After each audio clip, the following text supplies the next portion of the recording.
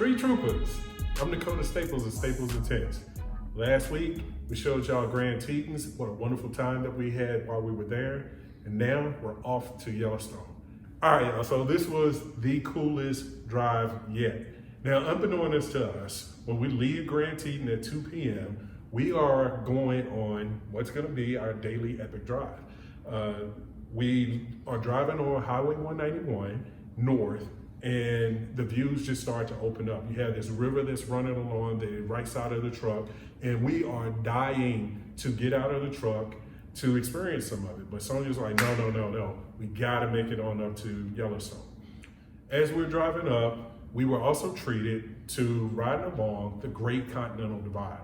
And the Great Continental Divide runs essentially from South America all the way up to Alaska. And as you're climbing up in elevation, they have all of these different signs that you can see where you are and how you're crossing Continental Divide. And it was thrilling to be able to take photos, but we had no idea of how valuable time was for us at this point. Sonya, she knew, she understood to the depths of her soul that if we did not get ourselves in gear and stop the sightseeing, we were going to be in a world of mess when it was time for us to pitch camp. And one of the thrills of going to Yellowstone is you've heard about it your entire life, is going to see Old Faithful. Now, I didn't know a lot about Old Faithful other than what I experienced as a kid with those little camera things that you click, click. Yeah, that was my views of Old Faithful. So I didn't know what to expect when we got up there, but they have a schedule right outside of this huge area where you get to casually wait and see all of these different type of geyser formations. And it was telling us we had about 45 minutes, so we wanted to wait for it. And I had to push Sonya I'm like, babe, it's Old Faithful, you gotta see it. We didn't come all of this way, and we don't know if we're ever gonna come this way again. So I convinced her, we have to stay at a safe distance away from the crowds. There's a huge walkway with plenty of seating. Even in COVID times, we could socially distance. However, we did recognize that you could end up in a crowded situation because Old Faithful can get really packed. Time was ticking. So saw the formation and boom, we gotta get out of here. So Sonya and I jumped back in the truck and now we're on the clock. And Sonya's like, she had about 3 or 4 different campsites that we could get to. And I'm thinking, cool, not that big a deal. We'll be able to get to them, no problem. And we're driving, and the problem was each campsite is a long way off of the road. So you might drive 20, 30 minutes to get to a campsite to find out that it was full. Drive another 20 minutes to get to another campsite, rinse and repeat. And the longer the day got, the more it became evident to us what they tell you that you should do. Book your campsites in advance. Whatever it is that you're gonna do, go ahead and lock it down because the Yellowstone Park is full of people and everybody is camping during this summer. And it is just not a time to underplay and think that you're gonna have things work out. We go to all these different campgrounds and we're not really having a whole lot of success. And at some point, we just like to heck with it. Sonya, go ahead and call KOA. Let's see what we can work out. So Sonya calls up KOA and they tell us, we ain't got nothing for you. Sold out, booked. Sorry. We're really in a tough situation now because we can't find anywhere to camp and the sun is going down. So we decide that we're gonna just go to KOA and talk to them and see what we can, see if they have anything. Sure enough, they have 1 campsite remaining for the afternoon. And this is when we learned about gratitude. The campsite was behind a dumpster. And we were like, that's cool, that's fine, just give it to us. We were so grateful to not have to be on the side of the road, to have somewhere where we could actually rest our head. Let me tell you, in a moment of need, when you need to put your head down, that's one of those moments where we were seriously grateful. We go to bed that night and we're looking at this thing from 1 or 2 options, right? Because they had 1 campsite for 1 night.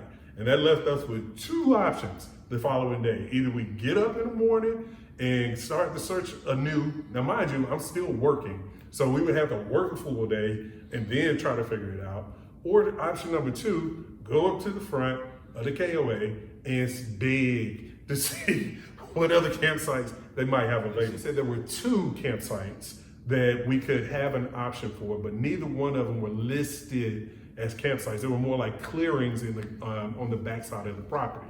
One, when you know it, is beside or behind another dumpster. A different dumpster, but still a dumpster. So you guys, Necota and we ended up in a KOA to camp. Normally, we try not to do organized campgrounds. We like more dispersed campgrounds. But campgrounds at Yellowstone are a premium. So you have to make reservations. We talked to one couple and they made their reservations for this weekend, November of last year. But you see, it's pretty full. A lot of RVs. The back wall along the creek is for tents. But yeah, it's actually pretty nice. And what we decided is that everywhere you camp, you have to make concessions. The concession at the KOA is privacy, but you do have options for electricity. You have water. They even have cable. They have laundry facilities, playground. You can get ice. You can get your propane filled up. It's like a one-stop shop. So, yeah, this is where we stayed. And I won't say that I love it, but I definitely don't hate it. I understand why people do it. You know, I also think if you have kids, KOAs are great. But I am grateful that we did not have to park on the side of the road and sleep in our cars. I am grateful that we had Wi-Fi because Necota was able to get a lot of work done today. I'm grateful that they have a laundry facility so that I can wash clothes. Because washing them by hand was a bit of a chore. Yellowstone National Park. What an adventure it is to be in there. This is the place where you want to take your family. This is the place that you want to make sure that you carve out enough time to enjoy as many features of the park that you can experience. For Sonya and I, we essentially had 2 half days, so total we probably got about 8 hours of Yellowstone National Park time in. And we didn't even scratch the surface of what that park had to offer. You have formations, wildlife, mountainous, rivers, streams, all of these beautiful attractions that just beg for you to spend a little bit of time with it. And trust me, you want to have enough time to enjoy it. So a quick tip, the crowds start to leave around 4 o'clock because they're hungry. And that's a good time to want to start to come in because you start to have a lot of these pull-offs where you can enjoy it with no people around. Don't be afraid to go if it's raining because that causes the crowds to recede and it makes it a good opportunity for you to get in there and again, experience it with a lot less people around. The Grand Canyon of Yellowstone is such an exceptional experience to add. It's like a bucket list item that you didn't even know that you wanted. But once you get there, if you can catch it at a sunset, or like we did, we were fortunate enough to catch sunset and rain. Oh my God, y'all, what a treat that was. So tell us, what would you recommend when we go back that you think that we should see? What did you like about Yellowstone?